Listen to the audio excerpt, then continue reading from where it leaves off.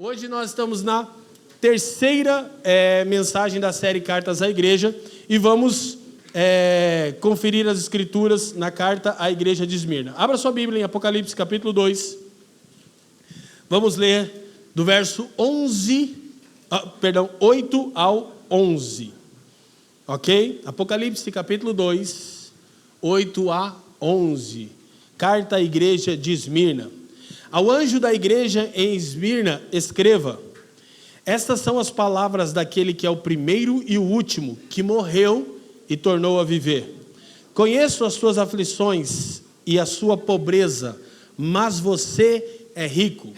Conheço a blasfêmia dos que se dizem judeus, mas não são, sendo antes sinagoga de Satanás. 10. Não tenha medo do que você está prestes a sofrer. O diabo lançará alguns de vocês na prisão para prová-los, e vocês serão perseguidos durante 10 dias. Seja fiel até a morte, e eu lhe darei a coroa da vida. Aquele que tem ouvidos, ouça o que o Espírito diz às igrejas. O vencedor, de modo algum, sofrerá a segunda morte. Curva sua cabeça, por favor, eu quero orar. Pai, te damos graças uma vez mais aqui nessa manhã e te pedimos, Senhor, que você nos ilumine com espírito de sabedoria e de revelação no pleno conhecimento de quem é o seu Filho, a fim de que possamos compreender a sua vontade e cumprir a nossa vocação. Que cessem as distrações e as inquietações da nossa alma e que tudo seja para a glória do teu nome, Pai, pelos interesses de Cristo e para o bem do mundo. Assim nós oramos no precioso nome de Jesus, e quem crê diga amém. Na primeira mensagem da série Cartas à Igreja, o pastor Fabiano Crenque trouxe uma introdução. Na segunda mensagem, semana passada, o pastor Leandro Alves falou a respeito da carta à igreja a Éfeso, e hoje nós vamos conferir, a carta à igreja de Esmirna. É extremamente nós relembrarmos o tema central das cartas, tal como o tema central de todo o livro do Apocalipse. O tema central é o sofrimento, ok? E a proposta pela qual o Apocalipse foi escrito, e de maneira especial agora as cartas, era encorajar cristãos que sofriam ou prepará-los para o sofrimento. Vamos dizer juntos? Encorajar cristãos que sofriam ou prepará-los para o sofrimento. Ok. Primeira lição que nós extraímos daqui: sofrimento é inerente à jornada cristã. Ser cristão é igual a sofrer nessa era perversa. Ok? E esse é um tema extremamente fora de moda, numa geração hedonista que faz tudo visando ser livrada de qualquer tipo de sofrimento, tribulação ou aflição. Então, nós, quando olhamos para as cartas às igrejas do Apocalipse, são igrejas históricas, literais, com problemas reais, mas elas também se tornam pedagógicas para nós em os nossos dias. É extremamente interessante nós entendermos duas sentenças básicas que resumem a carta à igreja de Esmirna. Primeira sentença, de acordo com o que Cristo está compartilhando com aquela igreja: a esperança e a coragem são frutos da segurança da salvação. Então, aquela igreja carecia muito de esperança em meio a dias tenebrosos e carecia muito de coragem para permanecer fiel ao Senhor. E qual é a base da esperança e da coragem cristã? A certeza da salvação. Então, nós somos uma igreja de confissão reformada que cremos que a salvação, ela é uma obra consumada. Embora a santificação seja progressiva, a salvação e justificação se dá num ato. Uma vez salvo, sempre salvo, ok? Porém, a evidência de um salvo é uma vida de santificação. Amém? Ninguém pode se declarar salvo sem que sua vida evidencie frutos de salvação. Mas uma vez que confessamos Cristo como Senhor, nós temos a certeza da salvação. E isso produz 2 frutos imediatos: esperança, em meio a dias de desesperança, e coragem, em meio às pressões daquele tempo e do nosso tempo. John Stott afirma sobre isso: a disposição em sofrer prova a genuinidade do amor. Então, o sofrimento, ou a nossa disposição e capacidade de sofrer, demonstra o quanto amamos a Cristo. Quando a gente olha para a história da igreja de Esmirna, há vários fatores que nós vamos observar, mas eu quero, começando, relembrando algo que o Senhor escreve à igreja de Esmirna, e no versículo 8 ele diz: eu sou o primeiro e o último que morreu e tornou a viver. Esmirna era uma importante cidade, já veremos isso, mas Esmirna era uma cidade que havia sido destruída séculos antes, dizimada, até que o imperador Alexandre o Grande, ao passar na região, ordenou que se reconstruísse aquela cidade. Como veremos, ela veio a ser uma das principais cidades da Ásia Menor, e ela costumava falar de si mesmo como a cidade que reviveu. Então, a primeira antítese, Cristo está dizendo: eu sou o único que morreu e de fato está vivo. Então, os cristãos viviam numa cidade extremamente próspera e com características muito arrogantes, ok?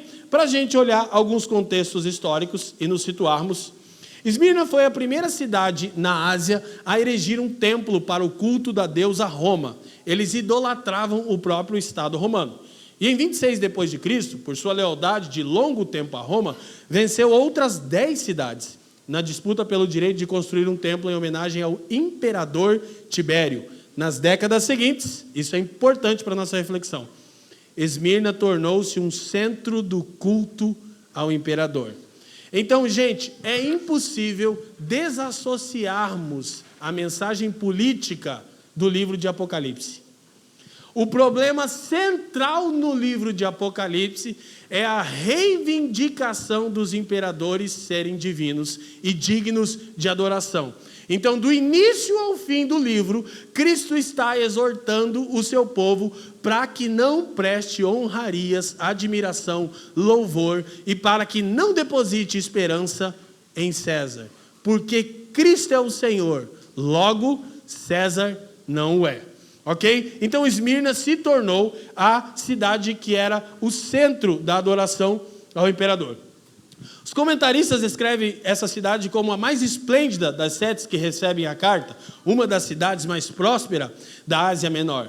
Seu excelente porto natural proporcionava um próspero comércio de exportação. Ela estava entre as 4 cidades que tinham uma assembleia romana. Então, isso já demonstra o quanto ela era importante para o desenvolvimento do Império Romano. Agora tem uma coisa que a gente já começa nossas primeiras reflexões. Cristo afirma, olha só, o texto vai dizer o seguinte: conheça as suas aflições, verso 9, e a sua pobreza. Opa! Há um contraste entre a condição da cidade e a condição da igreja da cidade. A cidade, uma das mais prósperas da Ásia Menor. A igreja, uma das mais pobres da Ásia Menor.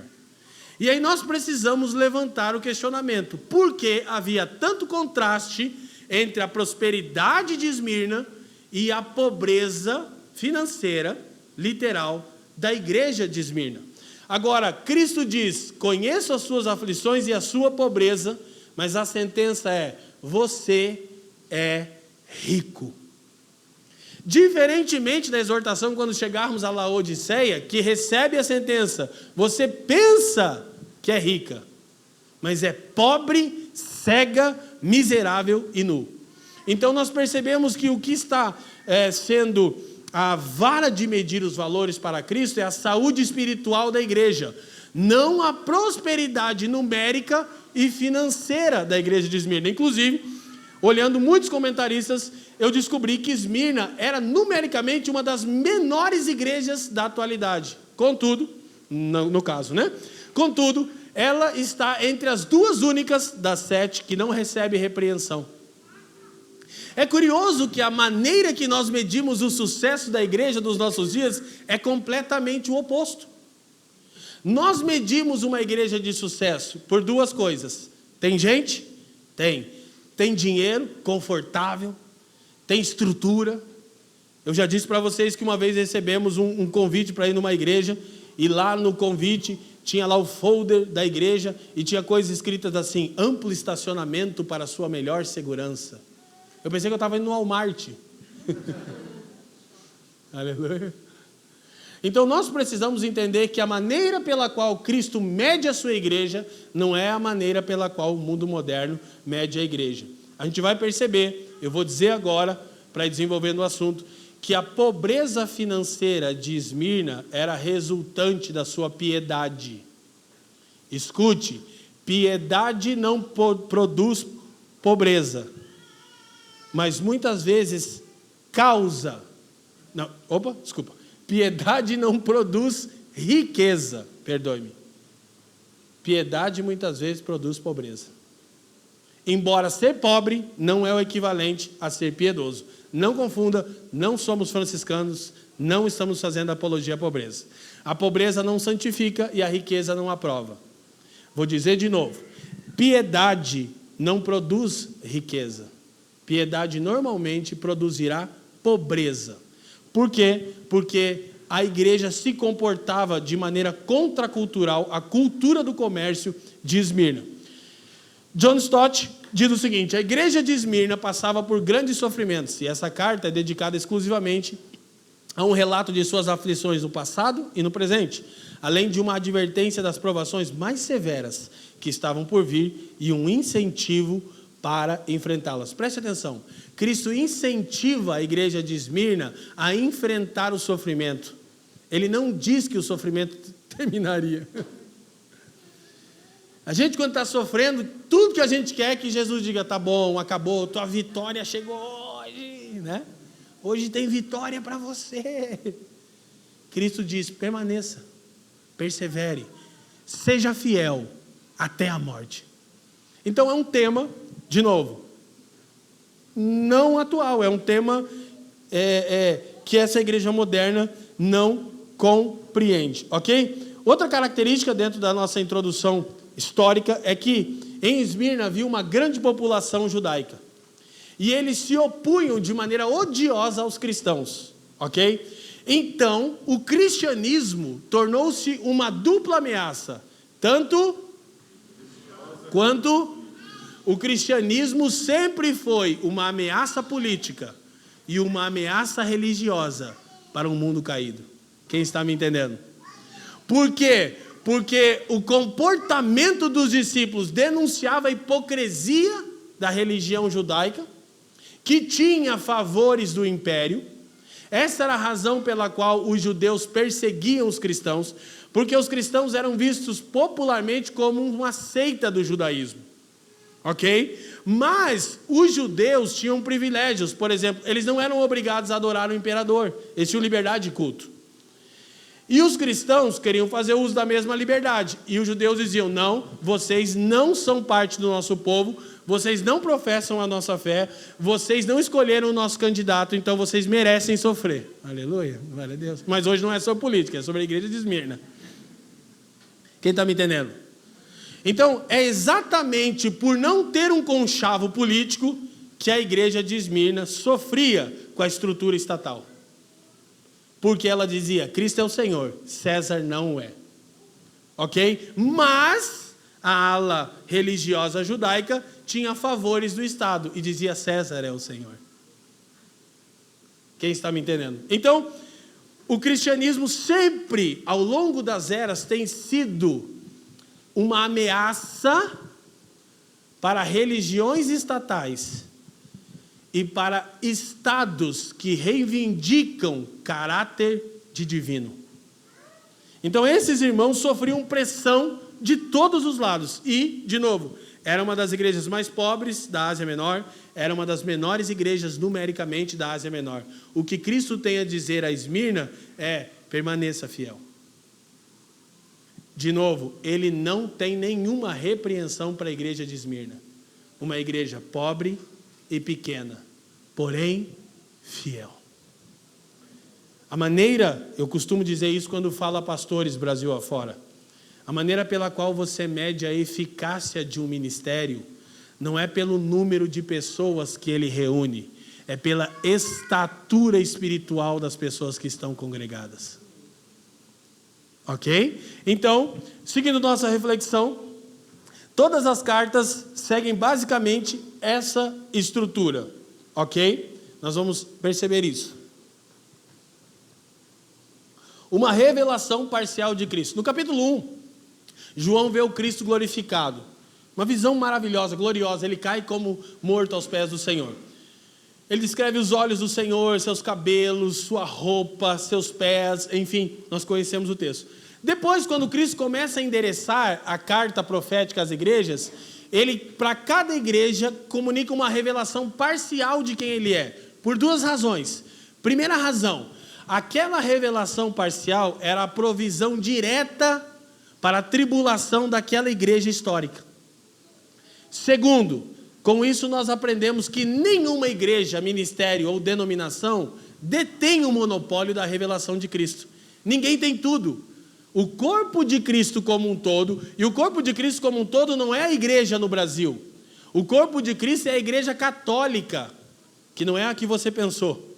É a igreja universal, mas também não é essa que você está pensando. Glória a Deus. São todos aqueles que em qualquer lugar invocam o nome de Cristo, Senhor deles e nosso.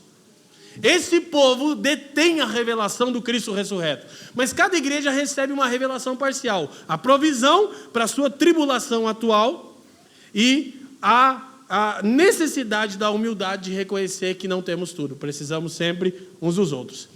Depois, cada igreja recebe uma palavra de encorajamento. Conheça as suas obras, sua aflição, sua perseverança, etc. Depois, uma palavra de repreensão, que no caso de Esmirna e Filadélfia não acontece. Tá bom? Depois, condicionado à resposta à repreensão, recompensa ou, a depender de como responderiam à palavra de repreensão, eles receberiam uma recompensa ou juízo, ok? Então, basicamente, essa é as estruturas, a estrutura básica das cartas. Agora, preste atenção, é muito interessante que nós observamos que Jesus se apresenta como o primeiro e último, e essas características são especialmente escolhidas para tratar a necessidade de cada igreja. Eu sou o primeiro e último, ecoam a descrição de Apocalipse 1:8, quando o próprio Deus Pai diz que ele era, o que é e o que há de vir. Com isso, o que Cristo está dizendo para aquela igreja sofredora? O que era, eu estive no controle da história até aqui.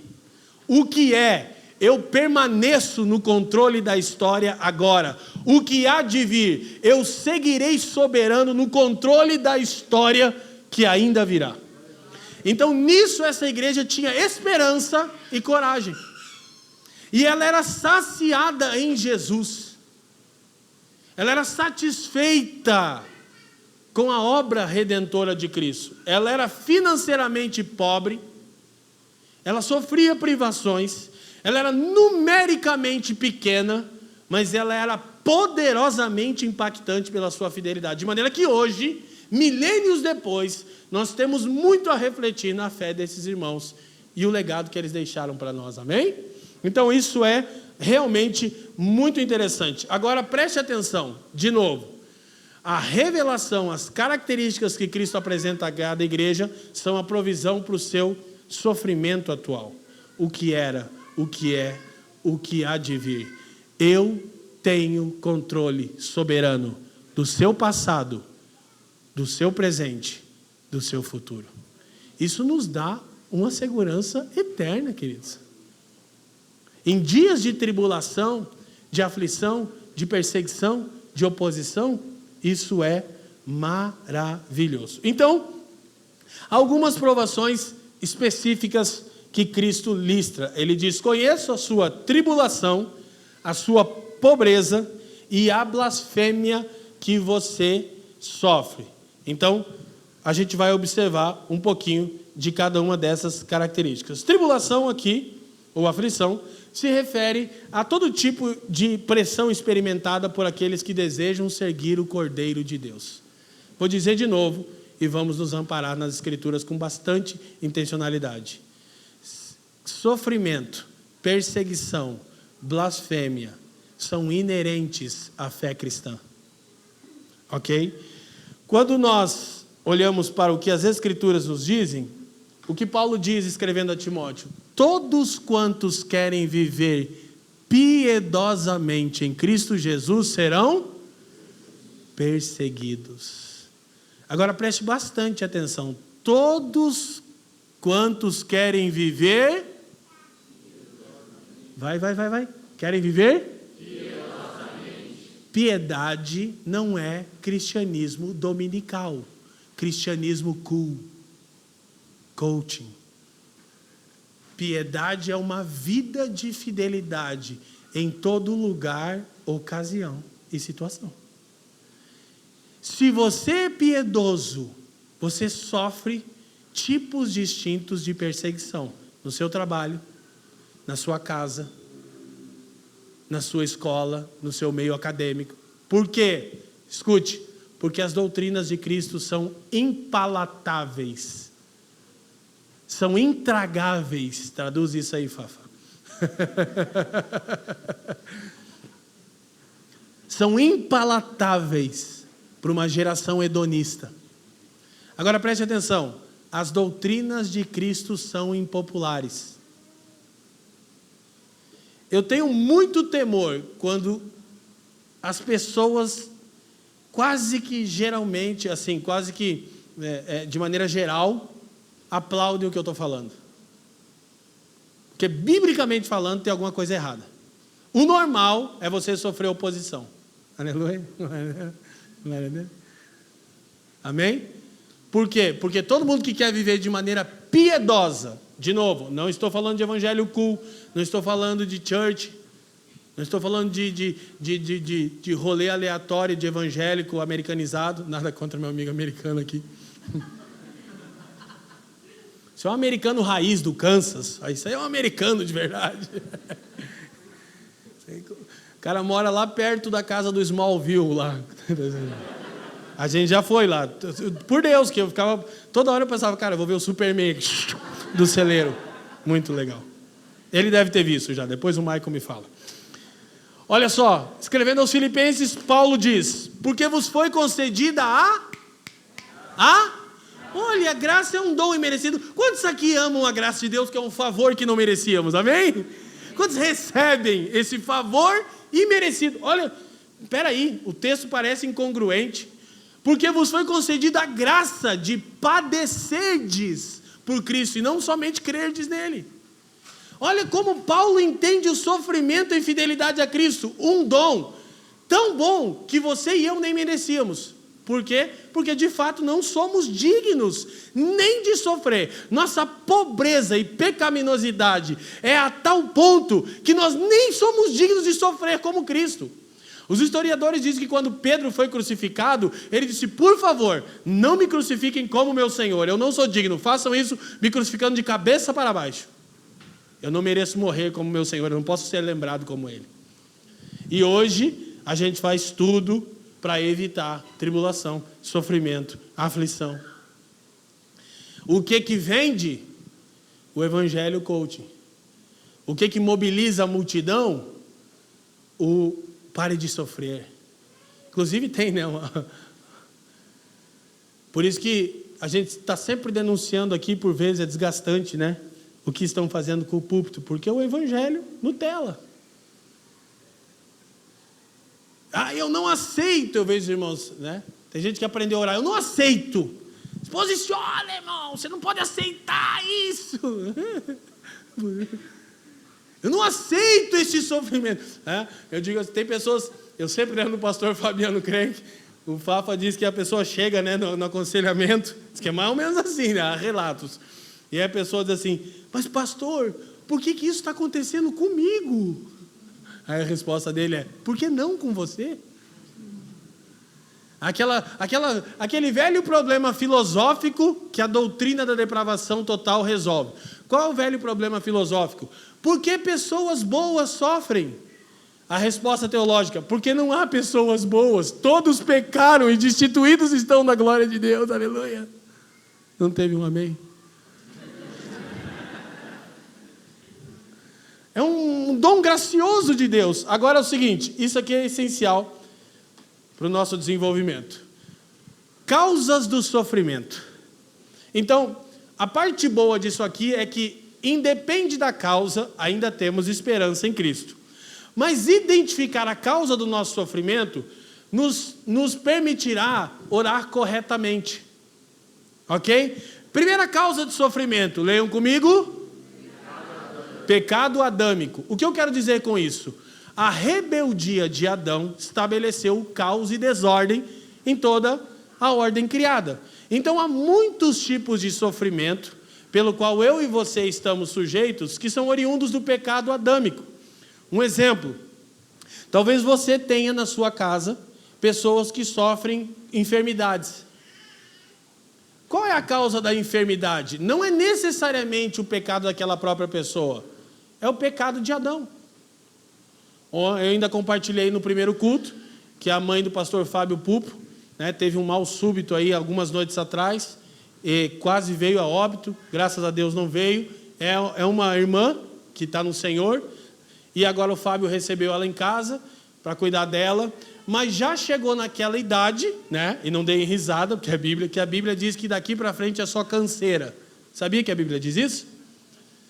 A dona Elisete, que está aqui, minha mamãe maravilhosa, dá um oi, mãe, sai na Globo, o Globo está te filmando. Ela sempre diz uma coisa: eu tenho uma oração, Jesus não me deixa na cama, pode me levar. Eu quero viver, ter saúde, ter vigor para servir os irmãos, para te servir. Se não prestar mais, já leva de uma vez, que eu não quero dar trabalho para ninguém. Ela foge tanto de dar trabalho para os outros que ela diz: filho, pode queimar também, pode cremar. Agora ela está meio em dúvida se teologicamente pode. Então, olha só. Mas, gente, aí você olha a mamãe do Fábio, uma serva do Senhor, está lá com um problema nos ossos, os ossos dela estão esfarelando. Chegou naquela fase que se bater quebra, bacia, artrite, artrose, osteoporose, aquela montoeira de doença. Qual é a causa disso? Pecado adâmico. Nós vamos orar pela cura dela? Vamos, mas a gente não pode orar para que ela seja eterna, Embora ela se é que você me entende. Aquele corpo físico dela vai alcançar a plenitude dele, que é a morte. Então há muita coisa que é oriunda do pecado adâmico. Como nós recebemos o sofrimento do pecado adâmico? A gente recebe com fé e esperança. Um dia, a mãe do Fábio, a minha mãe, você, eu, todos aqueles que estão em Cristo terão um corpo glorificado e superarão as dores dessa era. Amém, gente? E há muitas outras situações que são injustiças oriundas do pecado adâmico. Se o nosso país vai mal, economicamente, oriundo do pecado adâmico. Não é porque agora esse viés político ou aquele outro viés político solucionaria. Não, a coisa vai mal mesmo. Ô, gente, tem gente que por não olhar o mundo, fica muito aqui, bairrista, acha que o mundo é o Brasil. Gente, a Inglaterra está vivendo uma crise econômica violentíssima.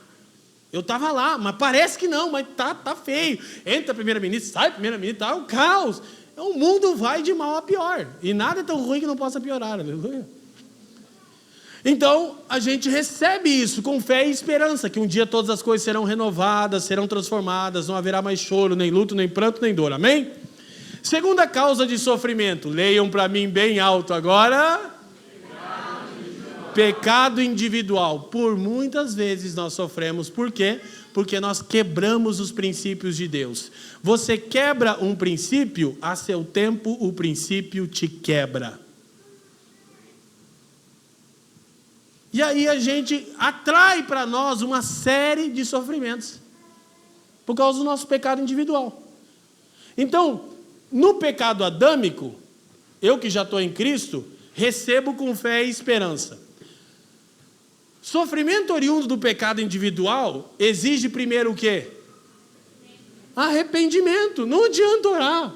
Tem que arrepender, abandonar e sofrer o dano. Mas mesmo assim você pode ter esperança e coragem. Amém? Se você ama o Senhor, se você está no Senhor, se você caiu, se eu caí, a gente tem uma comunidade de fé, a gente tem o sangue do Senhor, a gente se levanta. Mas o boleto chega, quem está me entendendo? A conta chega, não chega? Quem aqui já pode identificar aqui, ó, sofrimento fruto do pecado individual? Levante a mão nesta manhã. Quem não levantar a mão é mentiroso. Entendeu? E já é pecado individual. E por ser um mentiroso, você vai pagar o preço. Não tem saída, então há necessidade de que haja arrependimento, mas nos arrependemos com esperança, com coragem, que Cristo é a propiciação pelos nossos pecados. Amém, gente? Terceira causa de sofrimento, fidelidade a Cristo. E é o único sofrimento que deve ser recebido com gozo, com alegria. Pecado adâmico, com temor, fé e esperança. Pecado individual, com arrependimento, fé e esperança. Sofrimento por causa da fidelidade a Cristo, com júbilo, gozo e alegria. Porque o Senhor disse: bem-aventurados são vocês, quando sofrerem todo tipo de tribulação e injúria por causa do meu nome. Amém? Então vou dar um hashtag fica a dica para a igreja brasileira, nesse atual momento sociopolítico. Temos a oportunidade de darmos um bom testemunho ao nos alegrarmos com a impopularidade dos ensinamentos de Jesus em um mundo hedonista. O que não precisamos ser é violentos, agressivos, sectaristas. Não, precisamos ser fiéis. E ainda que não sejamos sectaristas, ainda que não abracemos nenhum tipo de fobia contra o outro, vão nos tratar como? Mas aí nós exultamos. Aí nós nos alegramos. Por quê? Porque estamos sendo perseguidos por causa do nome do nosso Senhor. E isso é uma bem-aventurança. Bem-aventurado. A gente só pensa em bem-aventurança boa. Então, identificar isso, de novo, é essencial para sabermos como orar em dias de sofrimento. Ok? Então, de acordo com o Novo Testamento, sofrimento é uma marca indispensável do verdadeiro cristão e da igreja. E a inevitabilidade da perseguição é, muitas vezes, enfatizada. Um mártir cristão do nazismo, chamado Dietrich Bonhoeffer, morto pelo exército de Hitler, dias antes de morrer, disse: o sofrimento é a insígnia do verdadeiro cristão. Ele não disse isso de um escritório confortável, ele disse isso de um campo de concentração. Quem está me entendendo?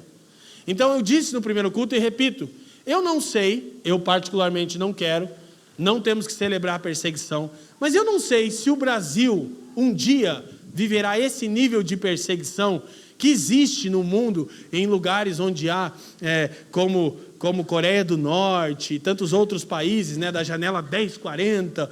Eu não sei, o Brasil é uma democracia muito grande, o Ocidente, meu Deus. Imagina se matam um pastor no Brasil. Sabe o que acontece? Uma guerra civil na hora. Pau quebra, vira loucura, tiro, porrada e bomba para tudo quanto é lado. Sim ou não? Não é uma coisa tão simples, porque a mentalidade do brasileiro já é uma mentalidade de liberdade, graças a Deus, do ocidental. Não estou dizendo que não possa acontecer. O que eu estou dizendo é que é uma preocupação bem distante da gente. A gente sofre outros tipos de perseguição, ok? E precisamos identificá-los. Agora, esse irmão escreve quando está se opondo ao nazismo. E por causa do evangelho ele é morto. Então o sofrimento é inerente à jornada cristã, o sofrimento. A gente não deve celebrar o sofrimento, eu não estou suavizando, eu não estou abordando isso de maneira leviana, eu estou dizendo que graças a Deus o Brasil é um país livre e levaria muitas décadas para que isso mudasse significativamente falando, amém? Agora a gente sofre pressão social e cultural de várias formas, ok? Martim Lutero, ele disse o seguinte: discipulado significa fidelidade ao Cristo sofredor. E, portanto, não é de todo surpreendente que os cristãos sejam chamados a sofrer. Por que eu peguei uma citação de Lutero? Porque Bonhoeffer morreu. Lutero também, mas sem perseguição. Eu disse que Lutero, João, tem uns caras que Deus escolhe que eu não entendo, né? Você lembra o João, que está escrevendo Apocalipse? Ele não morreu fruto de perseguição, morreu velhinho mesmo. Tava na ilha de Patmos, estava preso, mas saiu, foi pastorear Éfeso, depois parece que largou para Timóteo, alguma coisa assim, e partiu. Até o Pedro ficou meio assim, né? O João estava indo lá, aí o Pedro falou, e esse aí? Nós vamos aqui, todo mundo vai apanhar, vai ser crucificado, vai ser esfolado, e o João? Tá de boa. Aí Jesus falou, e se eu quiser que ele fique até que eu venha? Aí a galera já pirou, criou lá umas falsas doutrinas, que era sobre o Apocalipse, né?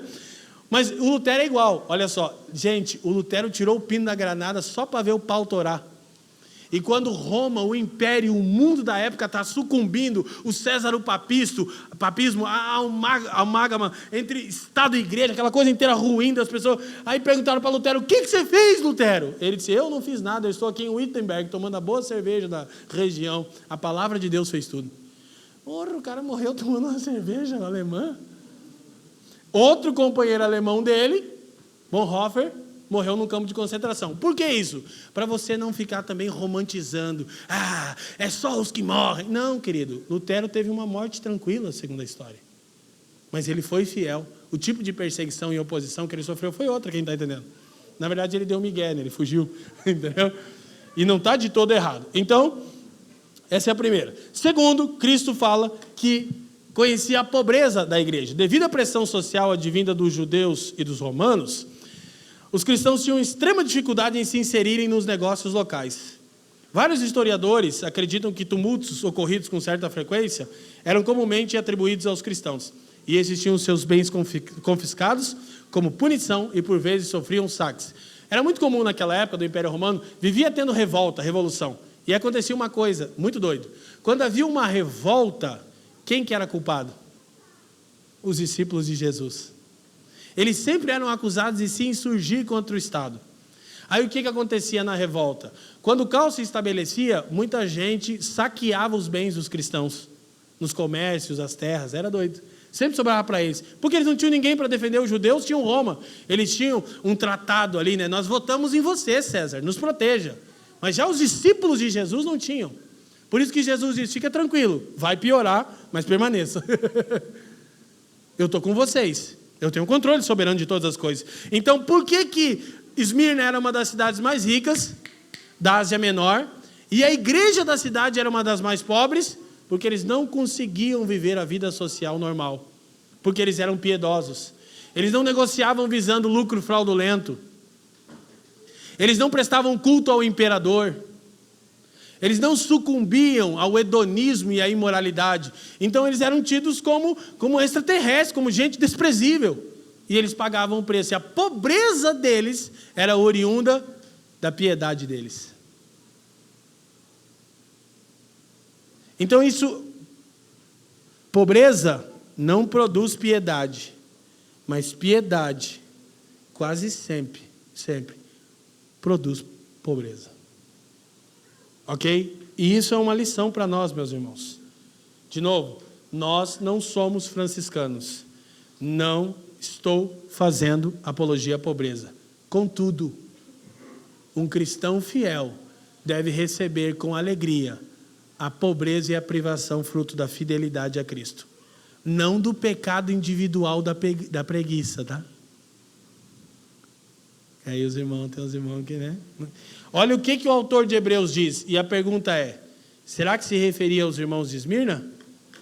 Vocês aceitaram alegremente o confisco dos seus próprios bens, pois sabiam que possuíam bens superiores e permanentes.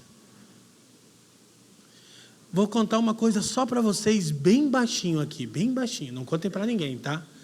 Na verdade, toda essa guerra ideológica, esquerda-direita, não tem nenhuma outra razão a não ser a economia.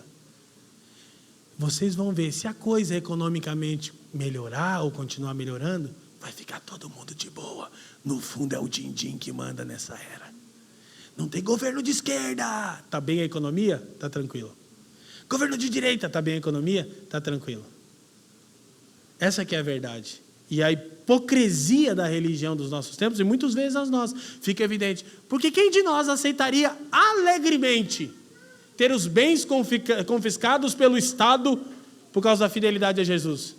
Que eu ia para a rua, eu me armava, Leandro, eu dava tiro, pisou na minha casa, eu tenho direito de defesa, bala na cara. Por que na Bíblia eu não consigo achar amparo a isso?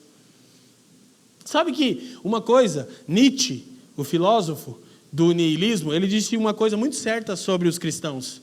Nietzsche tinha uma doutrina chamada vontade de potência.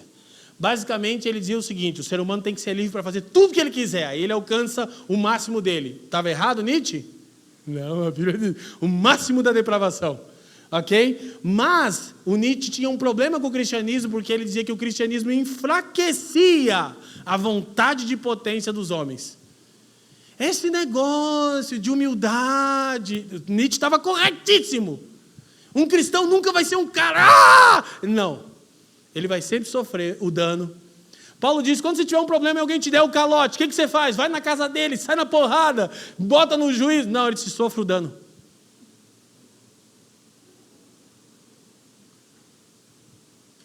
E não é lícito que eu fique falando de mim mesmo, porque eu poderia testemunhar para vocês, mas não é conveniente. Vai parecer autoexaltação. Mas eu tenho me satisfeito em ser fiel a Jesus, ainda que isso custe ter uma vida limitada sempre. Entendeu? Morar na Coab e tal. Nem tem mais Coab, né? Então, John Stott, novamente, afirma: a pobreza muitas vezes faz parte do custo do discipulado cristão. A fidelidade a Jesus, não o pecado individual da preguiça. É errado querer prosperar? Depende. Agora me veio lidando com uma pessoa num pastoreio, eu e um outro irmão, e a pessoa identificando, né, que aquela igreja que ele pertencia era uma falsa igreja, coach no púlpito, usurpação, escravizando os irmãos, enriquecimento ilícito dos líderes. Aí essa pessoa disse para mim: cara, eu sei de tudo isso, mas eu quero continuar lá, porque quando eu comecei a aplicar o que o pastor pregava, minha empresa bombou. Eu fiquei assim, eu posso rir, eu não posso, ele está brincando. Ele disse: cara, porque é verdade, tudo que você falou é verdade. Não tem Bíblia lá faz muito tempo, mas o cara é um coach violento. Passo 1, passo 2, minhas empresas bombaram. O cara admitiu para mim.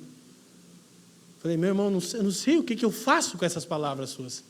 Disse: não, porque assim, cara, se seguir direitinho o que ele fala... Glória a Deus, mas aleluia, né? Vamos passar. O próximo problema que os irmãos viviam era a blasfêmia. Então, a gente percebe também como ao longo do livro de Atos, os judeus eram os maiores opositores aos cristãos. Eles causavam mais problemas do que as autoridades romanas, que geralmente só reagiam à denúncia dos judeus. Os judeus sempre estavam dizendo: é deles, eles estão se insurgindo, eles não querem adorar o imperador, eles não querem pagar imposto. Toda hora estavam tentando pegar os discípulos, ok? Em nenhum outro lugar, essa oposição foi mais hostil do que em Esmirna, com sua grande e altamente visível população judaica, boa parte da qual possuía cidadania, e toda ela queria salvaguardar seus direitos. Então eles tinham medo que os cristãos incitassem alguma rebelião e desse ruim para eles. Então eles estavam toda hora caguetando os irmãos, blasfemando. Agora escuta, presta atenção, não é fácil ser alvo de calúnia, de blasfêmia e ser caricaturado, não é fácil? É difícil, mas que saudade que eu tenho daquela época que o crente era mal falado, que andava com a Bíblia embaixo do braço. Lá vem os da lei de Deus, lá no Nordeste, os da lei de Cristo. Você é da lei de Cristo, né? Lá vem os crentes. Agora você já nem consegue mais dizer lá vem os crentes, porque está tudo igual, em todos os sentidos. Aleluia. Inclusive na vestimenta, na sensualidade, está tudo igual, não se sabe mais. Não consegue mais discernir o procedimento de um cristão. Então nós precisamos refletir sobre isso. Agora, eles eram mal falados, eles eram caluniados, presta atenção, sem causa. Então eles eram bem-aventurados. Muitas vezes nós, cristãos evangélicos brasileiros de 2022, somos alvos de blasfêmia, de calúnia, porque o nosso comportamento é reprovável. Sim ou não? Então, há muitos pastores hoje, celebridades, milionários. Antes, quando o pastor era pobre, já era difícil ser pastor, que você já era ladrão. séria que você não é... Quem é os pastor? Pastor Arthur lá atrás, não é muito tempo? Negócio, sempre, desde que eu me entendo por gente, 40 anos, mas você é pastor. O cara já te olha... Mas agora, pastores são celebridades, é um bagulho assim maluco. Milhares de pessoas ovacionando e os caras usam tênis de R$5.000. Uau! Esse cara, que loucura. A gente chegou nesse caos. Então, aí você olha para a igreja que Jesus só tem elogios. Olha para mim, Esmirna. E ela não parece em nada com a igreja dos meus dias. Ok? Então, eles blasfemavam sem razão. Inclusive... eles, os judeus, olhem para mim, denunciaram os cristãos de insurreição e denunciaram o bispo de Esmirna, um dos mais famosos mártires da história da igreja, Policarpo. Policarpo foi discípulo direto de João. Os historiadores Irineu dizem que João, o apóstolo que ordenou Policarpo, bispo de Esmirna, o bagulho nem um G12 em toda a sua glória, mas o negócio ali era quente mesmo, né? João, o apóstolo, andou com o Senhor, pegou o Policarpo e falou, cara, você vai cuidar dessa região aqui, vai pastorear os irmãos. Aí o que aconteceu? Teve tumulto, dizem que foram os cristãos, denunciam onde estão, os irmãos chegam para Policarpo e dizem, cara, foge. E ele disse, eu não quero. Foge, porque a gente precisa muito de você. Aí ele, puxa, ficou naquela de Paulo. Não sei se ir com o Senhor é melhor, mas ficar eu sou mais útil. E os irmãos, pelo amor de Deus, foge. Aí ele fugiu, mais ou menos. Ele não distou muito da cidade, né? Eu brinquei que ele se escondeu assim, ó. O Policarpo escondido. Aí quando encontraram ele, porque ele queria ser encontrado, o que ele fez um pedido. Soldados chegaram, fogueira já está. Soldados chegaram e o Policarpo disse assim, eu só queria que vocês me permitissem orar mais um pouco. E por 2 horas dobrou o joelho e orou na frente deles, eles ficaram esperando ele. Louvou, adorou, prestou o culto, a liturgia dominical, confessou os pecados, tal, recebeu a bênção apostólica e disse, amém, agora estou pronto.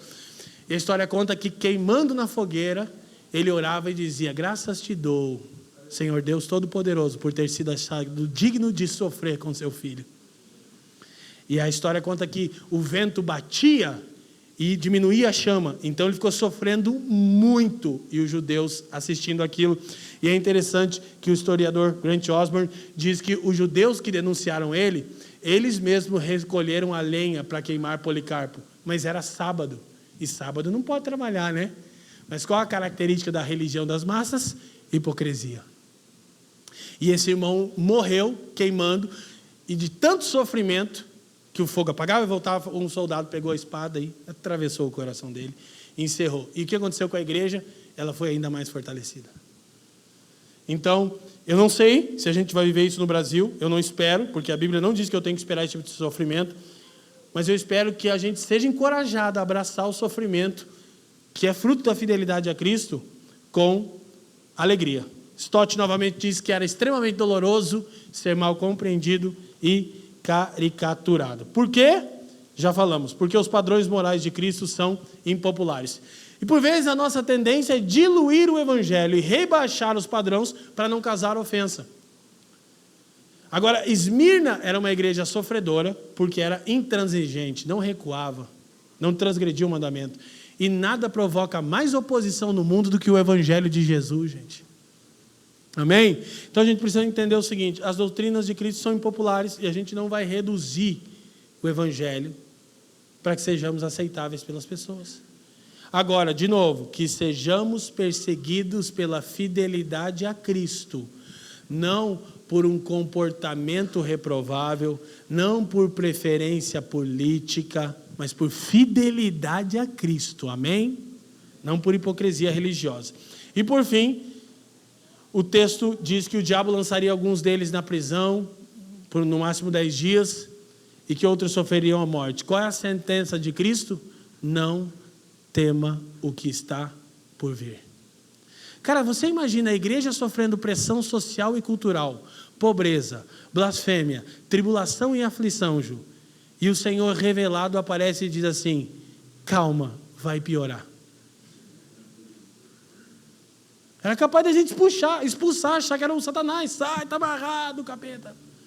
E o Senhor disse, não tema. Eu descobri uma coisa interessante, que é um acordo entre grande parte dos estudiosos de grego, que quando Jesus disse em Apocalipse 2:10, não tenha medo, é a sentença mais enfática de todo o Novo Testamento.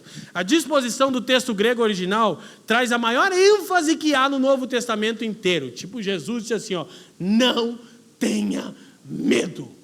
Mas não era qualquer um dizendo, é o que era que controlou o passado, o que é que controla o presente, o que há de vir que controla o futuro, dizendo, não tenha medo do que está por vir.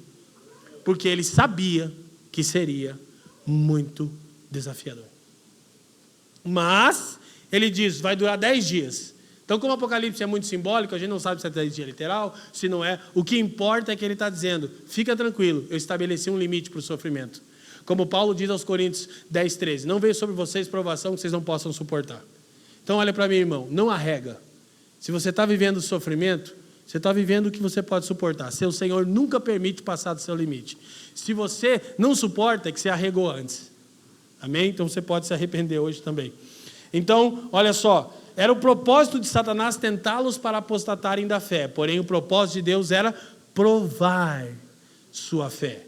Na mesma linha de Osborne, Stott diz, nosso adversário nos tenta para nos destruir. Nosso Pai nos prova para nos... Quem aqui já foi aperfeiçoado por meio do sofrimento? Todos, assim como Cristo foi. Então, o sofrimento por fidelidade a Cristo tem que ser recebido com alegria. Ok? Por pecado individual com arrependimento e esperança, pelo pecado adâmico com temor e esperança. Então, o aspecto principal é a duração limitada da provação, ainda que muito severa.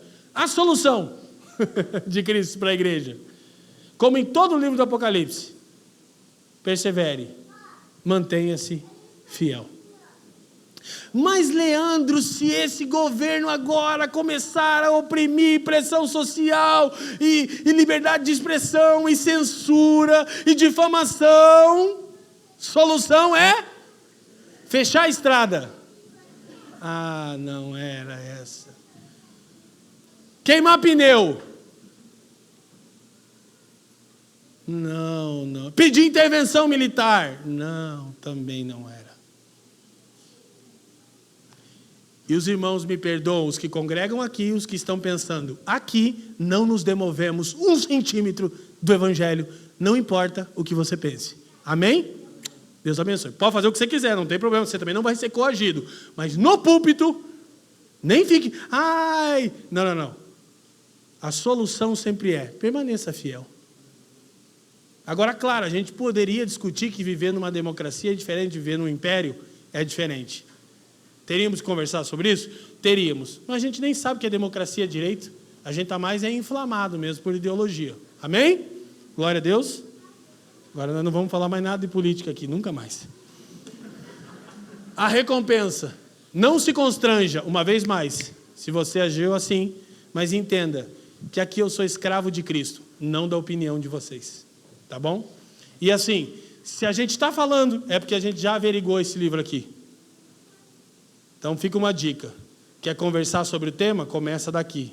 Começa dominando aqui, começa entendendo a história da igreja de atuação política, aí a gente conversa. Não só, eu tenho um cara que eu sigo no Instagram, ele diz que... Não. Siga a Cristo. Estou seguindo a Jesus.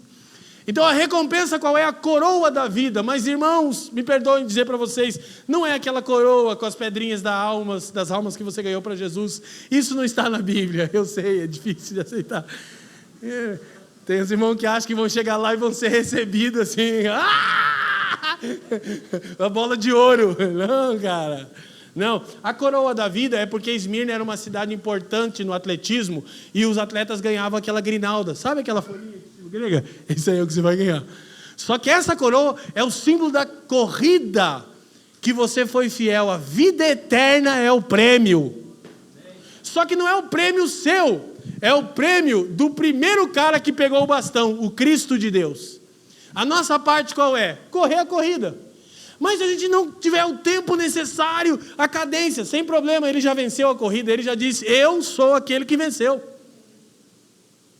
É só correr a corrida. Então escuta de novo, o cristianismo pressupõe movimento. Pressupõe que a gente nunca procura a área confortável, a gente está sempre como atleta de alto nível correndo a carreira que está proposta. A gente vai ganhar? Não, Cristo já ganhou. A gente vai celebrar com Ele no pódio. Amém, meus irmãos? Amém? Então, o martírio pode dar fim a esta vida, mas não haverá o dano da segunda morte para aqueles que vencem o mundo. Glória a Deus. E nossa conclusão, a gente tem 4 aplicações práticas, lições que a igreja de Esmirna deixa para nós. Primeiro, o que fazer com esses relatos? Podemos nos identificar com muitos cristãos que sofrem ao redor do mundo. O próprio Pedro, em sua carta, vai falar que a gente tem que orar, tem que lembrar, tem que acudir os irmãos que sofrem perseguição ao redor do mundo. Isso ainda é uma realidade comum em muitos lugares do Oriente e tal, em países. Agora aqui na América Latina a gente já está vendo, né, esse tipo de sofrimento. E ao invés de usar isso para nos preservar, já que a gente ficou cônscio dos problemas na Venezuela, Nicarágua, vamos pensar em fazer alguma coisa pelos aqueles irmãos agora, amém? Ou tomara que não fosse só para ganhar voto, né? Tomara que a gente estivesse preocupado com eles mesmos, né? Então, primeira coisa, identificar-nos com esses irmãos que sofrem. Segunda coisa, podemos imaginar que esse tipo de perseguição pode acontecer onde estamos, num futuro próximo. Então, é bom que a gente fique esperto, né? Permaneça fiel ao Senhor. De novo, presta bastante atenção.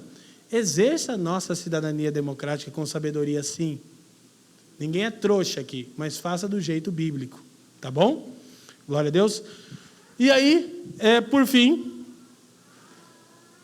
podemos nos perguntar quantas concessões temos feito para evitar qualquer tipo de perseguição no trabalho ou na sociedade secular. Então, escuta, para a gente encerrar. O nosso problema não é perseguição violenta no Brasil. O nosso problema é concessão às doutrinas impopulares de Cristo. Então, quantas concessões fazemos no nosso dia a dia para que ninguém nos tenha por antiquado, por brega, por crentão, por santarrão? Nossa obstinação tem que ser a fidelidade ao Senhor. Aí você naturalmente vai ser perseguido. Por quê?